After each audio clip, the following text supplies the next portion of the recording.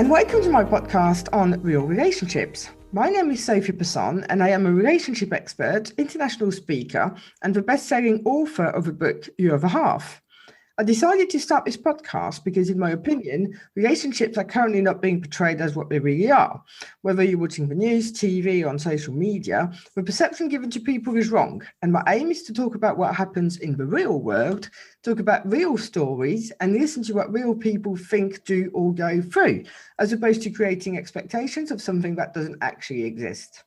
I may not agree with everything that is said by my guests, but it is their chance to express their opinions and their stories. And here today we have Deanna Bryant, and we're going to talk about change in a marriage. Hi, Deanna. Hi, how are you, Sophie? I'm good, thank you. You? I'm doing great, thank you. So tell us a little bit about yourself, please. Sure. I am a midlife marriage strategist, and I help women revitalize their marriage once the children are gone. And I also have a podcast for the same, Revive Your Midlife Marriage. Okay. So, marriage. Yes. How do you have a good marriage? What's a good marriage when nothing's rocking the boat? How do you achieve that? How do you achieve a good marriage? I would say the first thing is you've got to be committed to doing what it takes in a marriage, because marriage is tough. Yeah. I remember, when I was young and in love and engaged, people kept telling me it's a lot of work. And I thought nothing could be hard with the man that I love this much. And then real life hits and you're dealing with, those idiosyncrasies every day, and you're being pulled in different directions. And sometimes you can think, this is too hard. But there is a level of commitment that I think really has to be there. And it's a commitment to do what it takes. I don't think the commitment just to stay married is going to make a good marriage. It's a commitment to do whatever it takes to have a good marriage. And I think one of the things we forget, because before I started doing this, I was running events for single people. And there was one particular woman who attended, and she was 60, and she'd been married 3 times. But yet she still had that expectation of a Disney movie with Prince Charming turning up on a white horse. And I just thought to myself, but you're 60, you've been married 3 times. So why is it you still got that kind of image in your head? It hasn't happened the last 3 times. What with it now? And the problem is that people see that and we're conditioned, I mean, even right now, we're recording this as Christmas time, and there's lots of Christmas movies and they all follow the same pattern. They meet, something bad happens, and then Santa Claus turns up, and then everything's fine for Christmas Day. But there's never a sequel to those. There's right. No sequel to all the romantic movies. It's very rare that once they've got married and everything is fine, you don't see them changing nappies. You don't see them dealing with real life and who's going to mop the floor. Right. And it's this cultural expectation. I mean, we still have that Cinderella mentality. Yeah. Or, that beautiful wife that's always going to just admire me and look up to me and think I'm the best thing in the whole wide world. But that's one reason I don't like to read romance novels, because I think to myself, this could not be further from the truth. Yeah. I mean, sex isn't always knock your socks off. You don't always look over at your husband and think you're the hottest thing in the whole wide world. They're snoring, or you have to go in the bathroom and smell what they just did. It's not romantic. No. And to be fair, you have to look at the mirror as well. Sometimes, you look at yourself and you have a bigger slob in the earth yourself, and you're presenting that to the person that you love. Exactly. And I think that, that's another a part of having a good marriage is really thinking about your spouse and being considerate of their needs, and thinking outside of just what you need, because couples can get in that habit of, you're just not meeting my needs. If you would just change, why can't you do things this way instead of working together and thinking about how can we meet each other's needs, So I think that's so important. I mean, obviously, so that's, a bog standard scenario, for want of a better terms, but there's going to be times in life where things change. And this change, so we go through different scenarios, but normally means that one person is going on the path and the other one is either following, running behind, alongside, or completely going or different directions. And I think being self-employed myself and having spent a lot of time with people who have their own businesses, I've especially seen how someone who sets up something new really struggles with how their spouse is reacting to it. Yes, and that's so true. I'm on some Facebook groups of women that are entrepreneurs, and I see that brought up a lot, that maybe their spouse is not as supportive, or they feel like that the spouse that is moving into a business is kind of leaving them. You know what I'm saying? Because they're putting everything into changing a business, or maybe they're going back to school to do something different. And it upsets the apple cart. Things have been this way. And so now we've upset the apple cart. And now what's our relationship? And you have to redefine as people change. That's the other thing. You've got to be flexible to be in a good marriage, and accepting of the other's change and pursuits and goals and dreams. Got to be supportive. And it's not easy, because if we stick for a minute with the self-employment thing, if one decides, right, I'm going this way, the other one is still employed, still in the same sort of mindset, security, stability of the company, the people they know, the processes they know. And this other person is all of a sudden thrown at the deep end. And I know that for myself anyway. When I started to do what I wanted to do. At no point did I think I'd have to be an expert in marketing, but I would have to produce podcasts or videos. And all of a sudden, most of my job is actually marketing and video and audio productions. That's not what I signed up for. So the partner's got to really adjust, because there's all these skills that are not what you chose to do to start off with, are difficult to learn, and they've got to follow somehow.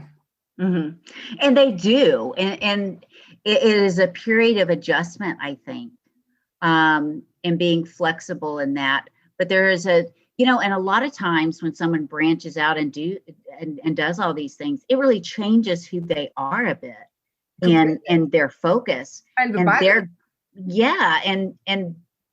they are becoming something new, which you can, if you're the spouse that's left behind doing the same job and you're thinking, well, wait a minute, who are you? What's going on here? And maybe there needs to be that assurance that, hey, I'm still here. I still love you, but, I'm doing something different, and, I'm branching out. I need to do this for myself, but there needs to be that support and also that reassurance and understanding, because sometimes people think, oh, you've started a business, well, why aren't you getting a wage? Well, because sometimes it doesn't happen overnight. A friend of mine just taken over a dad's business and taken a loan to buy it. And our partner's like, well, I want to go on holiday when we used to. Now we have no money. That's tough. And, that's the other thing. And that happens sometimes. Maybe one partner goes out and it's a financial strain just to get the business started. And that can happen. And things go south, and it can put a financial strain on the marriage. And that's where, again, there needs to be some flexibility in saying, hey, you did your best, we'll figure this out. And I think good marriages say that. Good marriages support the other one to pursue their goals. And if it doesn't work out, it's not a resentment that builds up because it didn't work out, You see, the thing that I find really interesting with this particular situation I'm mentioning, because it's something I actually witnessed, where at the beginning, she was really struggling. The But then, once she's repaid the loan, she's earning far more than the husband, who was on a good wage anyway. And that completely shifted the balance. Really? That's really interesting. Men can be very emasculated by a woman. Yeah, you weren't happy. No, because it seems like, you've surpassed me. And because men find so much identity in their success and what they're bringing to the table, a woman surpasses them. And let's face it, in society, that doesn't happen very much. Men are typically the ones that make more money than women. So when that balance changes, it can be very emasculating to them because they're competitive. I've got to be the king of this jungle, and here you're surpassing me, And then you've got different kind of changes. So sometimes it's something that's happened to the kids, or, there's an issue with a child. And I'm thinking of somebody else who they had a problem with a second child and they couldn't find an answer. They still haven't got an answer as to what might have happened. And it's kind of like the development is not as it should be. Mm-hmm. And as a result, where she was never religious, she's completely turned to religion. Mm-hmm. So that's also a massive change in the marriage, because how they've handled the pressure around the news with the child, who, will probably be disabled, and then her all of a sudden being religious when he's completely agnostic, also puts pressure. Oh, absolutely. But, I have witnessed marriages like that where one partner, maybe when they were together, one partner, I can think of a specific example. This one partner was raised in the Catholic Church, and then this other partner not ever raised in church. So they get together, but she's not really involved in her church. Then she has kids. And then she's wanting to return to the church and have her children raised in the church, just like she was. And then she had her partner was like, no, that's not going to work. We're not going to raise my kids like that. My gosh, it became a perpetual problem. Yeah. They eventually worked it out where he was allowed to also share his belief system with the kids, and they allowed them to have two different perspectives instead of just him feeling like the kids were being indoctrinated by the Catholic Church. So they found a middle ground. And it's funny, I was just invited to be on a podcast. He's Buddhist and she's Christian. And I'm thinking to myself, how does that work? Because that's tough. I was raised in a very religious home. I am not religious at all, but I was raised that way. And the big thing in our church was they called it being unequally yoked. Christians should never marry a non-Christian. And, this faith should never marry this faith. But I think that's where acceptance and respect comes in again. You can believe what you want to believe, but I don't have to. Don't guilt me and shame me for not believing that way. This is how I feel, and that's okay. Well, slightly off topic, but just because it's very recent in my mind, but similar thing. When parents divorce and raise the kids, obviously all of a sudden you can't say to your partner, I don't want you to do that, or I don't want you to do this, but yet the kids are going to have shared time. Different upbringings to a degree. Yeah, and that can be tough because kids can play parents against each other, exactly, which I see happen a lot. And you have maybe one parent is more the disciplinarian and is the one that is, doing all this stuff, and the other one is what I call the Disneyland dad or the Disneyland mom. They're doing all this fun stuff. They're trying to win the kids over to like them better, and it almost becomes a competition. Yeah. And parents unfortunately can use those kids as pawns to get back at that partner, especially if there's a lot of unresolved issues. But yeah, it's tough on the kids to go between homes that are very different. I think they learn. I know that my brothers both were divorced and their kids had to do that juggling between this is how this household does it, this is how this household does it. But they were really resilient. Yeah. But kids can certainly use that to their advantage against the other parent. And that can be tough because here's another example is a couple divorced and one of the parents was real strict on how much time was on video games and how much time was on TV. The other parent was like, I don't care, whatever, you do whatever you want to do.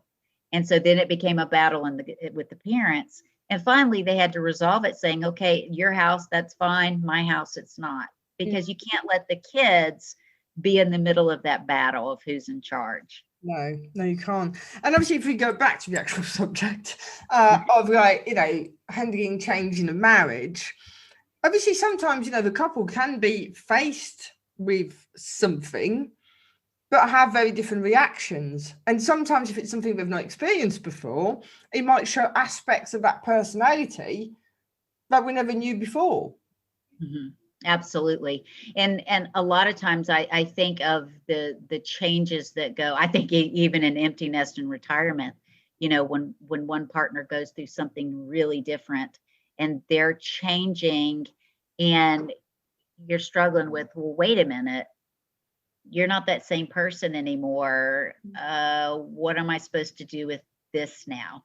And this happens a lot in midlife because what happens is men, as they get older, they almost soften a little bit. They're not as competitive work. They're kind of beginning to come down from that. Women are saying, what am I going to do with the rest half of my life? And they're empowered. They're ready to go out and meet the world and blaze their new trail. And so now we've got a shift of power here. And a lot of times men are like, whoa, what's happened now? You're so different. And that happens a lot, especially with couples that get older and do that shift. A lot of times women do change a lot and become something new as they age. And it can be a power struggle. But again, that acceptance and that, when changes like that go on, there has to be open communication about it. Yeah, definitely. If you don't understand it, if you're feeling threatened by it, if you're feeling left behind, you don't understand, just the communication about it is the best thing to do instead of sitting there going, God, I don't know this person anymore. What am I supposed to do? So communication, of course, is the keystone to every marriage. And I think the other thing as well is sometimes not even when you get to midlife, so to speak, you speak to people who are, they've changed. And you think to yourself, have they really changed? Or is it that you didn't want to see that side of a person before?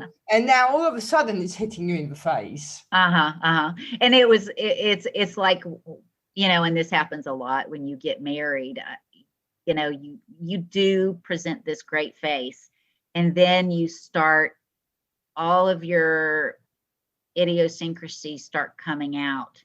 And like when you become parents, if a parent has been mild-mannered and suddenly you have kids and they're going berserko and screaming and hollering, you go, wait a minute, where did this come from?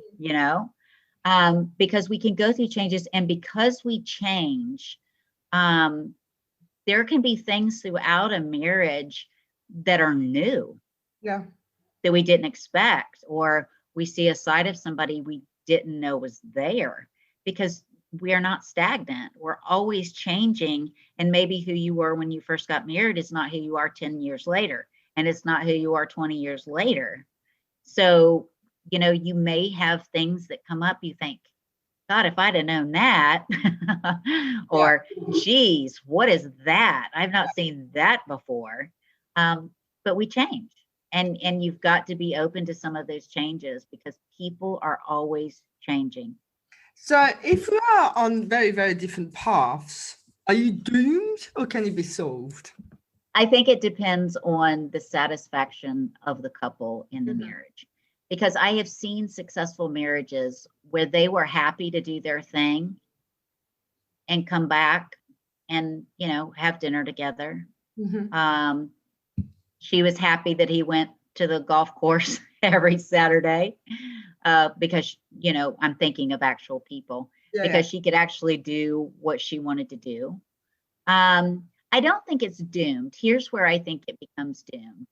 If both couples are terribly unhappy with the relationship and want more, or if one of the partners says, I don't like this, you know, I want something more. It just depends on what they view as an okay relationship. There is no perfect relationship. I always say okay enough relationship.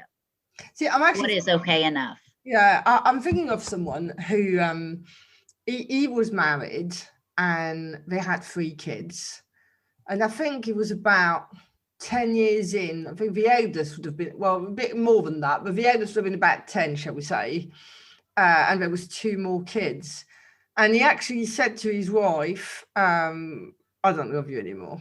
I don't want to split up, but I don't love you anymore. And 6 or 7 years later, she had an affair and she left him. And I always felt, you know, this is like years ago, this is a story that was told.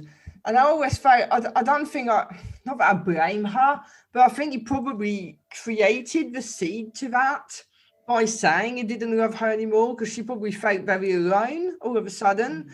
And then when the opportunity presented itself, off I go. Well, and my experiences is that affairs are usually a result of something in the relationship that's not going well. Yeah. I don't think it's just, oh, somebody just wants to go have sex with somebody else. I think there's something wrong in the relationship. And there's no doubt in my mind that if someone tells you, I don't love you anymore, that's an empty hole. Yeah. And you're going to fill it with something. Yeah. You know, and I think that makes people more susceptible to have affairs when they don't feel loved, they don't feel respected, they don't feel honored or wanted, or affection, that sort of stuff. Yeah. If you don't desire me, if we're never affectionate, and I can tell that you have nothing for me, you're primed for somebody else to give you attention. I mean, that's all you need, is somebody to give you some attention and affection and love, and it just happens, you know. So you can't blame somebody. Of course I hate that people have affairs, but I just believe that it's a result of something wrong in the relationship. And I don't think it has to end a relationship. I think it can be salvaged, but not unless the relationship is totally plowed up and replanted. Because this is it. I mean, to put things back on track, you can't just put a plaster on it. It's got to be a brand new relationship, because the last one didn't work. So it's got to be something different. And you've got to take into account, if we take this affair scenario, of everyone involved, you know, there's always 2 to tango. So one played a part, the other one then went and did something they shouldn't have. But if they really strongly want to remain together, then they've got to iron all these things out. I actually know someone who said to me they had an affair, and he left. And after a week or 2, decided that actually he went back for his girls. He didn't go back for the wife. He went back for his girls. But obviously, as a result, she did take him back. But 2, they worked at it, and they're still together to this day. And he said it was probably the best thing that could have happened to us, because we would definitely have been divorced otherwise. You know, that's funny. I have had that experience, or I've seen it happen so many times, where the affair was the impetus for change. Yeah. Because suddenly you had actually evidence that something is terribly wrong. Yeah. And we need to work on it. And it's devastating to the partner, I realize. And it takes so much to get past it and to forgive. And it doesn't happen overnight. It can take years to get past it. Not that you're punishing your spouse forever, because that's not healthy either. But yeah, I have seen it change relationships, and a couple like plow the ground and plant something new and end up with a better marriage after the affair than before. Yeah. No. I have seen it more than once, to be fair. And yeah, obviously, most of the time, he ends up the other way. But yeah. Well, and what I have, statistics show that men are more likely to be done with the relationship when the wife cheats, and women are more likely to forgive and go on. I mean, that's what statistics and research show, which is interesting. I'm not sure what I think about that, but it is interesting. I think, what would be interesting to find out is whether it's a one-off affair or whether it's more than one. Because I also know some people where the husband or partner are strayed more than once. In one occasion, actually, it's 5 times. And she's kept him. Okay, she's kept him. Yeah, I think that's her fault. Yeah, you know what I'm saying? It's also a lack of self-esteem. Oh, it's a lack of self-esteem, and obviously she's love addicted to him, or she would not allow that to happen. But yes, it depends on if it's a one-off affair. How long it's been going on makes a difference. If the partner is willing to break it off or is not, does that partner think they're in love with the affair partner? All of those things play into how that works. Did they have an affair with somebody you knew? All of those things can play into whether you can salvage it or not. But yeah, one time, okay. Twice, you're out. There's no 3 strikes. I actually recall someone, I was very young, I was about 8. And bearing in mind, France is a Catholic country on the whole. And this person found a husband having sex, which is one thing in itself, but with another man. So that was quite, and he was hardly been married a year. I remember it because it's probably one of his weddings I went to, one of the first ones I properly remember, if that makes sense. Oh, I can't imagine. Affair with a man or affair with a woman is still an affair. But I think that the thing about it is, when your spouse has an affair, you're shocked. But if they have an affair with the same sex, you're double shocked. Yeah. It's like you don't know them. Yeah. Like, have we been living a lie? Is this even real? Did you marry me for a cover? Or, what is about that? Because, I don't know. I mean, if you realize that your sexual orientation is it's not a heterosexual, leaning, then can the marriage be saved? You're going and that's a different ball of wax altogether. Yeah. Because that's different, totally different. So what would you say is constructive and effective communication? I think learning how to fight is one of them. I think that's really important. And, Dr. John Gottman from the Gottman Institute, he spent his whole life researching what makes good marriages. And he said there are 4 things that can't be a part of conflict, and that's criticism, contempt, defensiveness, and then stonewalling, which is totally shutting off and walking away. I'm no longer done. I think couples need to learn how to handle conflict. And the pattern I use, or I teach couples, is I feel, I need. Instead of getting into all that hatefulness that just causes more problems, no resolution, when you don't show up for dinner when you say you are, I feel like you're disrespecting the work I'm doing for dinner. I need you to be at home. And I think the other thing, a lot of couples and people in general, don't listen. They need to learn how to listen properly. Yes, they tune out. Now, my husband's a terrible listener. Mm-hmm. And it's one of our, what I call perpetual problems. And I've never been able to fix it, but it is annoying. But yeah, being a good listener is more than just listening to the words. It's watching the body language. It's looking in the eyes.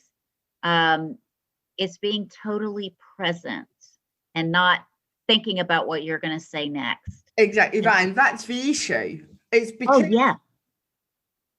the minute you don't listen, the other person don't feel heard or understood, and then vice versa. And you're just creating this ongoing issue. Mm-hmm, absolutely. And a lot of times, I think the listener, if you're not a good listener, you're passing judgment on what's being said. You're already thinking what advice you can give them. Or if you're a really narcissistic person, you're thinking about experience you had that's like that, and you're totally checked out. Yeah. You know, being a good listener, you know what I say is a good listener is I liken it to meditation. Mm-hmm. You know, when you meditate, you focus on your breath. And when your thoughts stray off, you bring your focus back to your breath. You don't judge your thoughts. You don't judge the noises around you. You just focus on the breath. Mm-hmm. If we could do that same thing when we listen, is totally focus on the person. And when we have those stray thoughts, let them go, come back to what the person's saying. I think, and with practice, just like with meditation, I think we become better listeners. Yeah, practice makes, anything better and easier, doesn't it? Oh, absolutely. Deanna, we're getting towards the end of our time together. So could you please share with us a last pearl of wisdom, please? A last pearl of wisdom. I think the most important thing for couples to do is not to allow the setbacks to throw them off course, but to see them as possibilities for growth and change. And the crisis that you have in a marriage can be that impetus for change, and to be willing to grow and evolve, not only as people, but in the relationship. Mm-hmm. Right. Thank you so much for your time today. And for everybody else, thank you for listening. And if you enjoyed the show, then please subscribe, leave us a review, and more importantly, come back for the next episode. Thank you.